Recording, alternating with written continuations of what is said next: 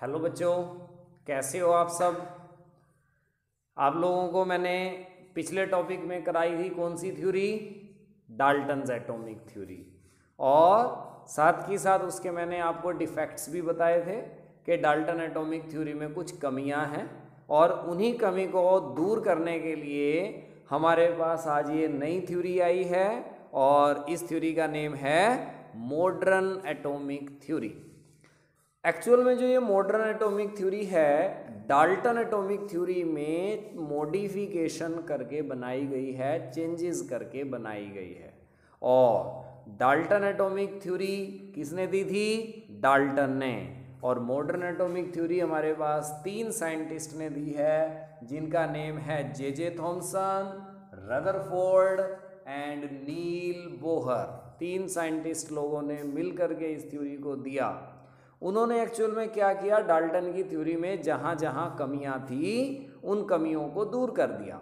देखते हैं कैसे। सबसे पहले डाल्टन अपने फर्स्ट पॉइंट में क्या कह रहा था कि कोई भी मैटर जो है सबसे छोटे पार्टिकल से मिलकर के बनी होती है जिनको हम नाम देते हैं atom.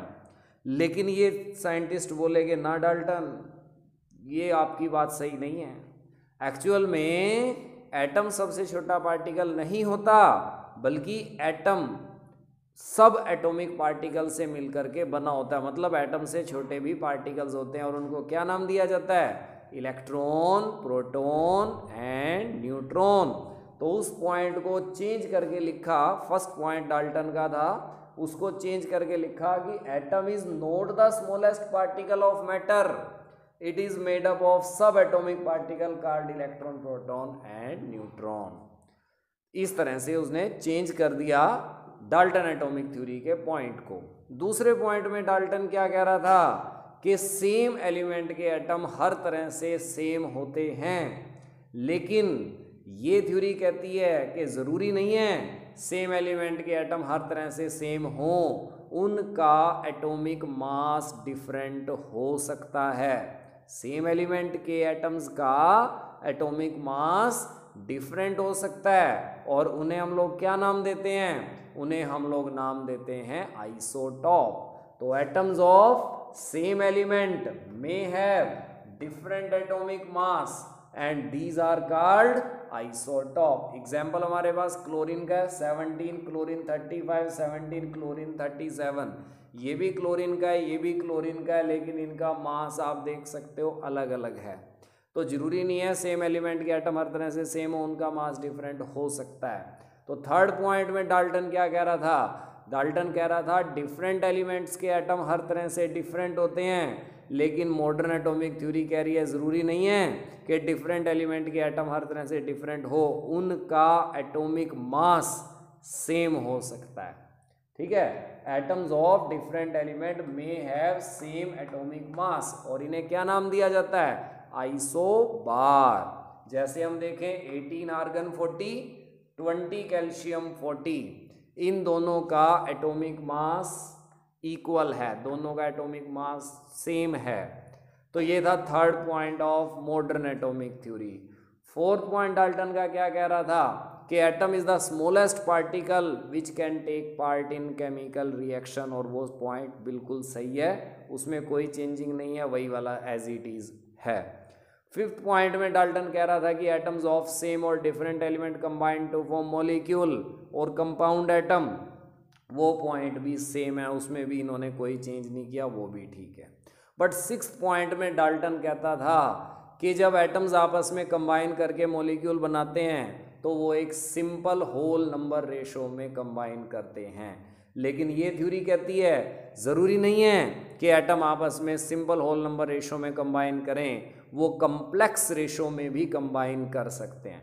Atoms may not always combine in simple whole number ratio, ज़रूरी नहीं है वो हर बार सिंपल होल नंबर रेशो में जुड़ेंगे, कम्प्लेक्स रेशो में भी जुड़ सकते हैं। एग्जाम्पल C12H22O11 सुक्रोज यानी कि चीनी, जिसको हम रोज़ खाते हैं, चाय में डाल के, दूध में डाल के पीते हैं। चीनी का ये फॉर्मूला होता है C12H22O11 और इसको सुक्रोज बोला जाता है। और इसके अंदर रेशो देखें, कार्बन का एटॉमिक मास 12 होता है, 12 गुना 12 144 हो गया।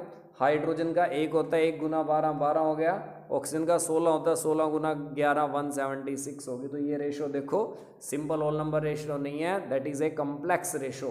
काटोगे, काटने के बाद भी ये कितने पे जाएगा, 72, 72 बच गया, इधर 6 और ये 77 बच गया, 88 सॉरी। तो वो कटने के बाद दैट रेशो इज ऑल्सो एक कम्प्लेक्स रेशो, सिंपल रेशो नहीं है। तो 7th पॉइंट में डाल्टन क्या कहता था, atom can either be created nor be destroyed by any physical और केमिकल मेथड। लेकिन ये थ्योरी कहती है कि हम एटम को डिस्ट्रॉय कर सकते हैं in the form of alpha, beta and gamma rays. Atom को डिस्ट्रॉय किया जा सकता है अल्फा, बीटा और गामा रेज की फॉर्म में। अब हम इसके बाद अगला जो टॉपिक डिस्कस कर रहे हैं वो टॉपिक है एटम की डेफिनेशन और मॉलिक्यूल की डेफिनेशन। देखते हैं क्या एटम की एग्जैक्ट डेफिनेशन क्या है और मॉलिक्यूल की एग्जैक्ट डेफिनेशन क्या है। एक्चुअल में जो हमारा एटम है,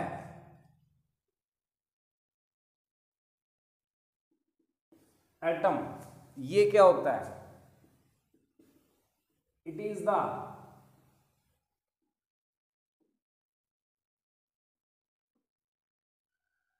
smallest particle of an element. ये किसी भी एलिमेंट का स्मॉलेस्ट पार्टिकल होता है।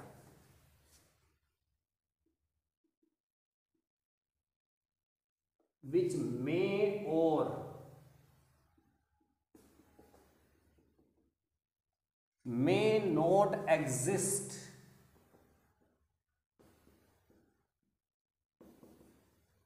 independently।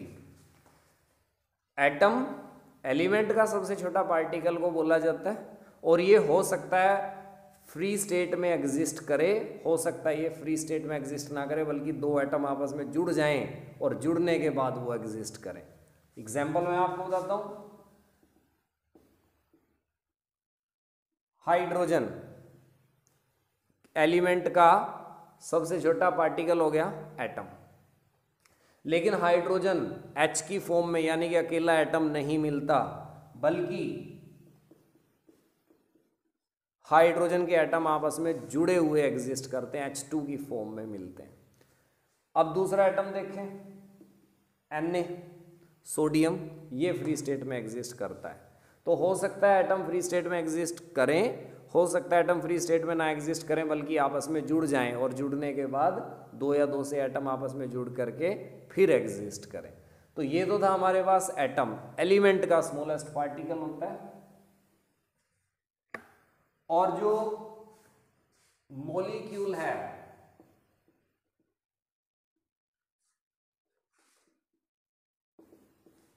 ये क्या होता है, it is the smallest particle of a substance. किसी भी सब्सटेंस का सबसे छोटा पार्टिकल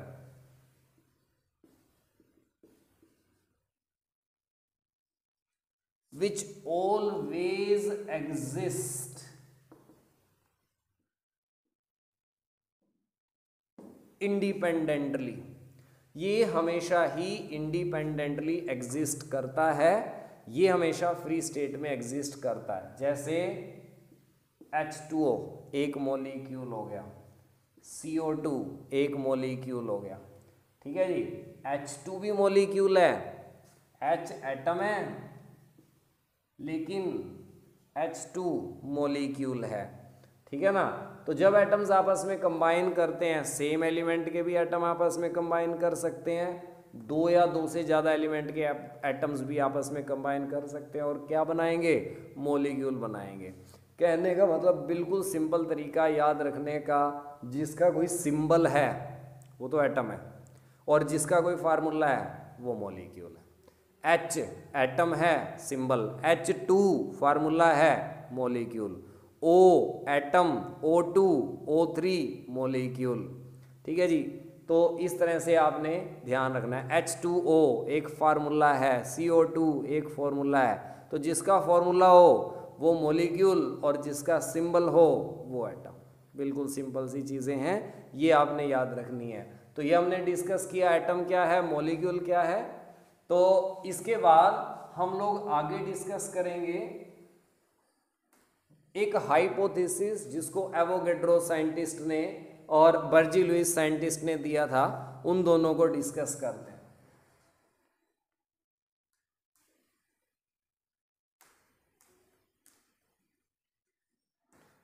सबसे पहले बर्जी लुइस हाइपोथेसिस।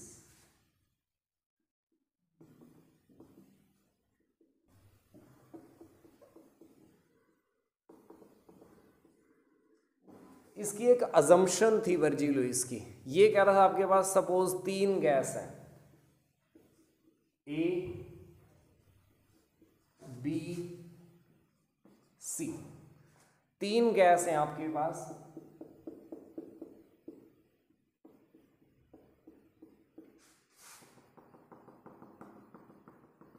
और इन 3 गैसेस का टेम्परेचर, प्रेशर और वॉल्यूम सब इक्वल है। तो इन तीनों के अंदर नंबर ऑफ एटम्स भी इक्वल होंगे, ये बर्जी लुइस ने कहा था। बर्जी लुइस कहता है under similar conditions of temperature and pressure, अगर टेम्परेचर और प्रेशर सिमिलर रखे जाएं, than equal volume of all the gases contain equal number of atoms. ठीक है, लेकिन इसकी बात में थोड़ी बहुत कमियां थी, उन कमियों में ज़्यादा डीप में हम लोग नहीं जाते। उस कमी को ठीक किया था एवोगैड्रो ने, और एवोगैड्रो ने कमी को ठीक कर दिया और अपना लॉ बना लिया, जिसको नाम दिया गया एवोगैड्रोज लॉ।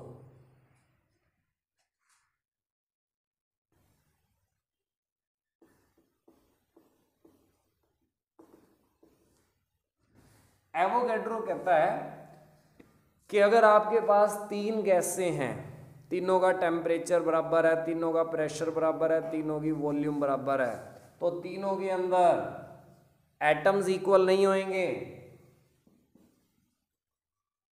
बल्कि मॉलिक्यूल्स इक्वल होंगे। And the law is known as Avogadro's law.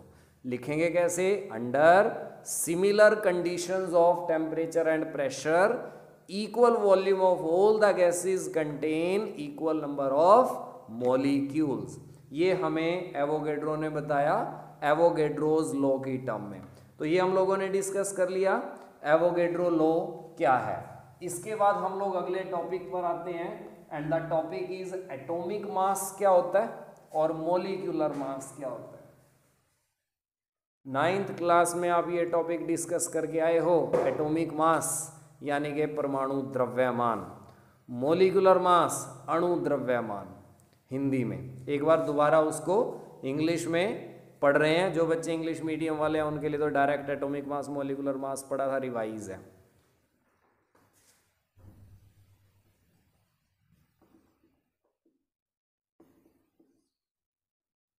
तो सबसे पहले हम बात करते हैं एटॉमिक मास की। एटॉमिक मास क्या होता है?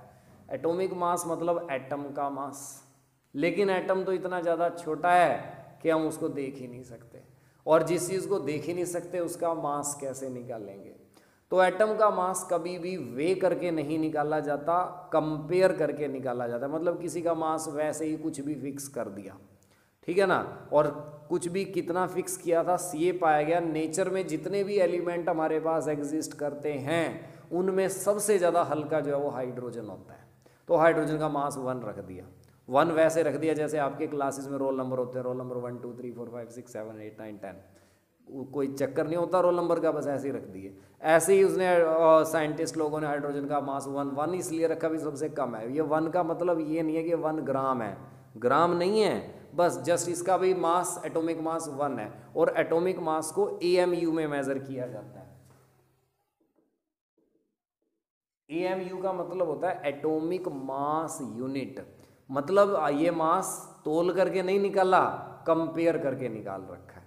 भाई सबसे हल्का उसका मास 1 रख दो, और हाइड्रोजन सबसे हल्का एलिमेंट था तो इसलिए हाइड्रोजन का मास रख दिया 1 AMU। 1 एटॉमिक मास यूनिट इसका मास रख दिया। अब कोई भी एटम हाइड्रोजन से जितने गुना ज़्यादा भारी मिला उसका मास वही पड़ गया। यानी कि मैं बात करूं कार्बन की, कार्बन का एक एटम हाइड्रोजन के एक एटम से 12 गुना ज़्यादा भारी मिला। तो अगर हाइड्रोजन का मास हमने 1 ले रखा है तो कार्बन का कितना बन गया? 12। सबको समझ में आ गया कि मास जो है वो कंपेयर करके निकाला गया। सबसे हल्का था हाइड्रोजन, इसका 1 रख दिया। हाइड्रोजन से जितने गुना भारी कोई एलिमेंट मिला उसका मास वही पड़ गया। नाइट्रोजन हाइड्रोजन से 14 गुना ज़्यादा भारी होता है तो इसका मास क्या हो गया? 14 AMU।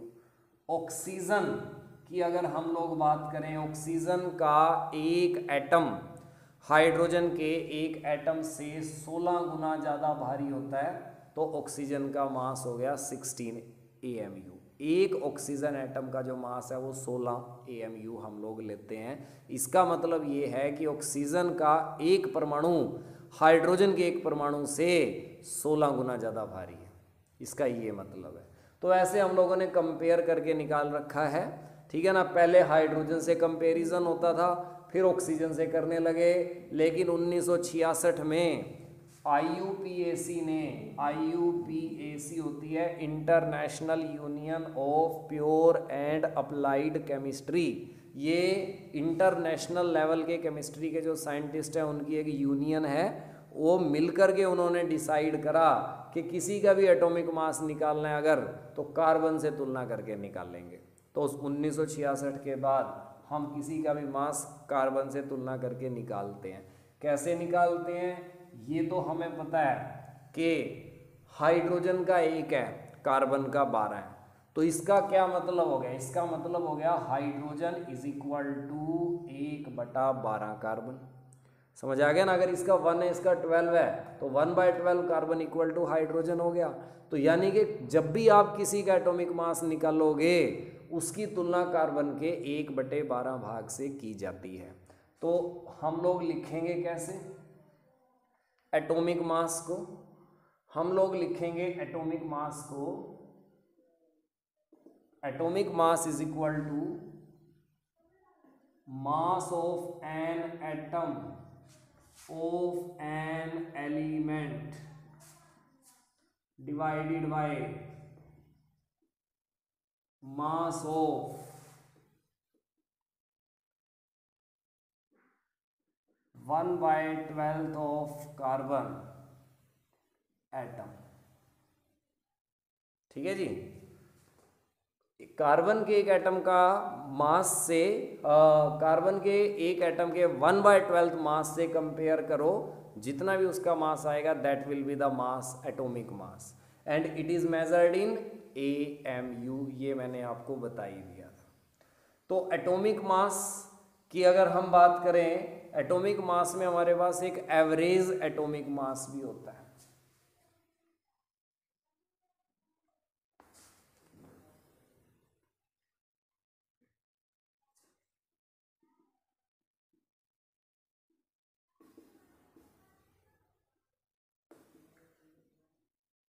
एवरेज एटॉमिक मास का मतलब उनका एटॉमिक मास निकालना जो आइसोटॉप की फॉर्म में मिलते हैं।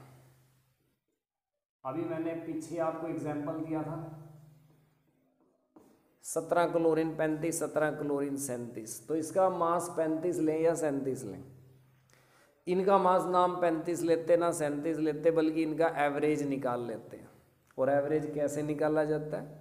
एवरेज निकाला जाता है, ये पाया गया एक्सपेरिमेंटली, अगर आपके पास 1 किलो क्लोरीन है, उस 1 किलो क्लोरीन के अंदर 750 ग्राम क्लोरीन तो 35 मास वाली मिलेगी, और 250 ग्राम क्लोरीन जो है वो 37 मास वाली मिलेगी। मतलब ये हमेशा 3:1 की रेशो में एग्जिस्ट करते हैं, चाहे जितना मर्जी ले लो। तो इसका एवरेज कैसे निकलेगा? एवरेज इसका ऐसे निकलेगा, 35 वाला मास तो 3 हिस्से मिलता है, प्लस 37 वाला मास 1 हिस्से मिलता है, डिवाइडेड बाय 4। क्यों? क्योंकि 3 + 1 4। तो ये हमारे पास टोटल मास इसका जो कैलकुलेट हमारे पास करके आएगा, दैट विल बी 35.5 AMU। तो हाइड्रोजन का मास ना 35 लिया जाता ना 37, बल्कि 35.5 लिया जाता है। और इसका मतलब है एटॉमिक मास आपने एवरेज निकाल रखा है इसका, और जितने जितने भी रेशो में मिलता है। क्लियर?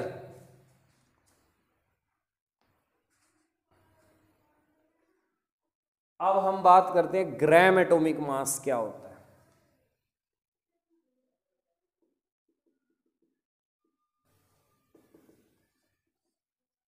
ग्राम एटॉमिक मास का मतलब होता है जिसका एटॉमिक मास जितना भी है उसको आप AMU में ना मेजर करो, AMU में मत लो, ग्राम में ले लो, उसको ग्राम एटॉमिक मास कहा जाएगा। कहने का मतलब ये है कार्बन का एटॉमिक मास 12 AMU होता है। 12 AMU कितने एटम्स का मास है? एक एटम का मास है। लेकिन जितना भी आपके पास इसका एटॉमिक मास है, अगर आप उतने ग्राम इसको वे करके ले लो, मैं क्या करूं, कार्बन लूं और उसको वे कर लूं तराजू पे, और उसका वेट कितना कर लूं, 12 ग्राम। जितना इसका एटॉमिक मास है उतने ग्राम उसको वे कर लूं, तो इसका ग्राम एटॉमिक मास बन गया 12 ग्राम। जितना भी उसका एटॉमिक मास है ना, उतने ग्राम अगर आप उस चीज़ को वे कर लेते हो, तोल लेते हो, तो उसको बोला जाता है ये उसका ग्राम एटॉमिक मास है। मतलब उसके एटॉमिक मास का ग्राम में हमने वैल्यू ले रखी है। ये कितने एटम का मास होता है? 12 AMU, ये एक एटम का मास होता है। लेकिन जो ये 12 ग्राम मैंने लिख दिया, ये एक एटम का मास नहीं है। कभी सोचो ये बराबर है, बराबर नहीं है। ये 12 AMU is the mass of 1 atom of carbon, लेकिन 12 ग्राम यानी कि जो भी इसका ग्राम एटॉमिक मास है, ये वास्तव में 6.022 10 की पावर 23 कार्बन एटम्स के मास के बराबर होता है। मतलब इतने एटम कार्बन के बराबर 12 ग्राम होंगे। समझ आ गया? ये कंसेप्ट अलग है, 6.02 10⁻23 अगला कंसेप्ट है, मोल कंसेप्ट, वो हम फिर लेंगे। जस्ट वैसे बता दिया मैंने कि ग्राम एटॉमिक मास वास्तव में एक एटम का मास नहीं होता, ये वास्तव में 6.022 10⁻23 एटम्स का मास होता है। तो इसी तरह आप किसी का मर्जी ले लो, मैं कहूँ ऑक्सीजन का एटॉमिक मास 16 AMU होता है, तो gram atomic mass of oxygen कितना हो गया? 16 ग्राम हो गया। मतलब जितना भी उसका एटॉमिक मास है उतने ग्राम अगर आप वो चीज़ ले लेते हो तोल करके, तो आप कहोगे कि आपके पास उसका ग्राम एटॉमिक मास है। ठीक है जी? तो एटॉमिक मास मैंने आपको बताया, average atomic mass and gram atomic mass. अब हम बात करते हैं मोलिक्यूलर मास की।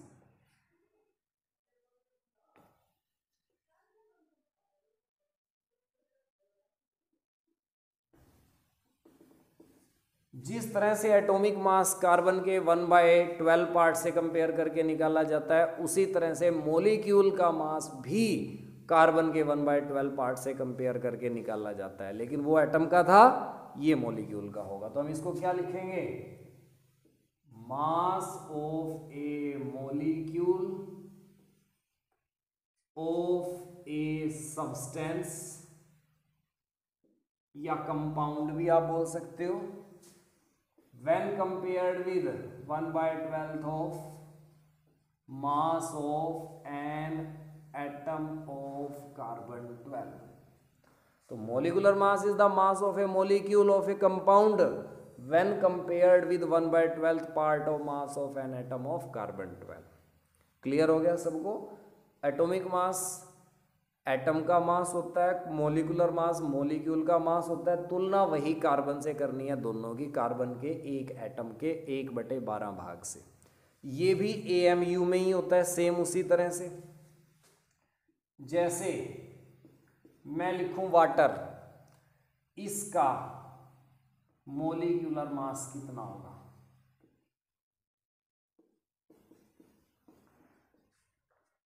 दो हाइड्रोजन का मास प्लस एक ऑक्सीजन का मास, यानी कि जो मोलिकुलर मास निकलता है वो एटॉमिक मास को जोड़ करके निकलता है। हाइड्रोजन का एटॉमिक मास 1 होता है, 1 × 2 = 2। ऑक्सीजन का एटॉमिक मास 16 होता है, तो 16 बराबर कितना आ गया 18 AMU आ गया। तो एटॉमिक मास को जोड़ जोड़ के आप मॉलिक्यूलर मास निकाल सकते हो।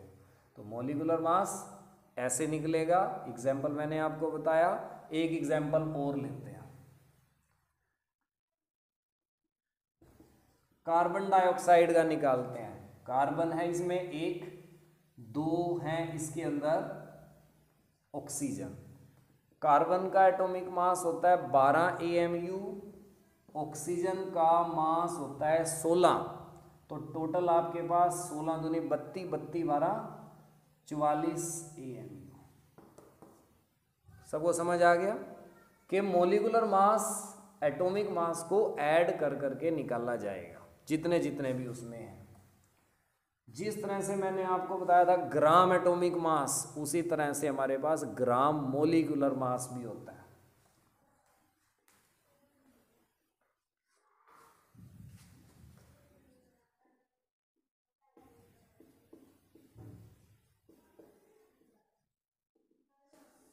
ग्राम मॉलिक्यूलर मास का मतलब, मॉलिक्यूलर मास को आप AMU में ना लेकर के ग्राम में उसको वे करके ले लो तो ग्राम मॉलिक्यूलर मास हो जाएगा। कहने का मतलब वाटर का एटॉमिक मास हमारे पास 18 AMU होता है। अगर मैं वाटर को तोल लूँ और 18 ग्राम पानी ले लूँ तोल करके, तो मैं कहूँगा मेरे पास gram molecular mass of water. जितना भी उसका एटॉमिक मास है उतने ग्राम अगर आप वो चीज़ ले लेते हो वे करके, तो वो आपके पास उसका ग्राम मॉलिक्यूलर मास बन जाता है। वंस अगेन वही वाली बात यहाँ भी है, 18 AMU is the mass of 1 molecule of water and 18 gram is the mass of 6.022 10⁻23 molecules of water. ये एक मोलिक्यूल का मास होता है और ये 6.022 10⁻23 molecules का मास होता है। ठीक है जी। सिमिलरली हम कोई और एग्जांपल ले सकते हैं, कार्बन डाइऑक्साइड का लूँ। कार्बन डाइऑक्साइड का एटॉमिक मास अभी हमने निकाला था 44 AMU होता है, लेकिन इसका ग्राम मोलिकुलर मास कितना हो गया 44 ग्राम। मतलब अगर मैं कार्बन डाइऑक्साइड को तोल लूँ और तोल करके 44 ग्राम कार्बन डाइऑक्साइड वे कर लूँ, तो मैं कहूँगा मेरे पास कार्बन डाइऑक्साइड का ग्राम मोलिकुलर मास है। मतलब जितना भी उसका मोलिकुलर मास है उतने ग्राम कार्बन डाइऑक्साइड मैंने ले रखी है, इसका ये मतलब हो गया। और ये किसके इक्वल होगा, ये कितने मोलिक्यूल्स का मास है, ये है 6.022 10⁻23 मोलिक्यूल्स का मास। और 44 AMU किसका मास होता है, it is the mass of 1 molecule of CO2। सबको समझ में आ गया। तो ये हम लोगों ने डिस्कस करा एटॉमिक मास मोलिकुलर मास वाला टॉपिक। ये टॉपिक यहाँ पर ख़त्म है। अगला टॉपिक जो आपके पास स्टार्ट होता है वो 6.022 10⁻23 वाला ही टॉपिक है, और टॉपिक का नाम है मोल कंसेप्ट। वास्तव में इस टॉपिक को भी आप आपकी 9th क्लास में डिस्कस करके आए हो। एक बार उस टॉपिक को दोबारा पढ़ेंगे 9th के बाद 11वीं में फिर से, ठीक है, थोड़ा और ज़्यादा डिटेल में पढ़ेंगे 9th की कंपैरिजन में। ठीक है जी। तो नेक्स्ट वीडियो में आप लोग डिस्कस करेंगे mole concept, that is the most important topic of this unit, some basic concept of chemistry. Thank you very much.